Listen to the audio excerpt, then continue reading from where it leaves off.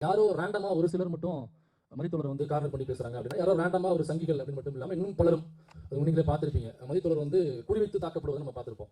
அதற்காக ஒரு கூட்டம் போட்டு அவர்களுக்கு பலம் சேர்க்கணும் அப்படிங்கிறது இல்லை. ஏன்னா மணித்தோழர் தான் நமக்கான பலம். மணித்தோழருக்கு நம்ம யாரும் பலம் சேர்க்க முடியாது. ஏன்னா நீங்க பார்த்துருப்பீங்க, ஒரு மேடையில ஒரு மக்கள் அரங்கம் நினைக்கிற அந்த ஷோ பேர், பப்ளிக்ல நடக்கிற ஒரு டிபேட் ஷோ. அதுல மணித்தோழர் பேசிட்டு இருக்கும்பொழுது ஆவேசமாக ஓடி வந்த ஒரு தீர ஒரு புலியை நீங்க பார்த்துருப்பீங்க. அப்படியே ஓடி பாஞ்சு வந்தாப்புல.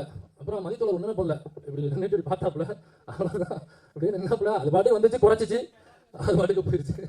வழக்கமா நாய்களுக்கு என்னன்னாக்கா குறைக்கும் போது பிஸ்கட் போடுவாங்க, அல்லது எலும்பு துண்டை வீசுவாங்க. இந்த நாய்கள் எப்படின்னாக்கா எலும்பு துண்டை கவி கொண்டு அதுக்கப்புறம் அது குறைக்க வரும். ஆனா எப்படியா இருந்தாலும் நாயோட குணம் ஒன்னே ஒண்ணுதான், அது குறைச்சிக்கிட்டே தான் இருக்கும் கடைசி வரைக்கும். குறைக்கும் நாய் கிடைக்காதுன்னு சொல்லுவாங்க. ஆனா சில நேரத்துல நம்ம எப்பவும் போல கடந்து போயிட்டே இருக்க முடியாதுல்ல. குறைக்கும் நாய் கிடைக்காதுன்னு எவ்வளவுதான் நாமளும் பொறுமையா இருப்போம் சொல்லுங்க, நாமளும் மனிதர்கள் தானே. அப்புறம் திடீர்னு ஒரு நாள் கப்பி எடுத்து போட்டு சப்பை கட்டுற மாதிரி ஆயிடும். அந்த தருணம் வரக்கூடாது, வராது என்று நாம் நம்புகிறோம்.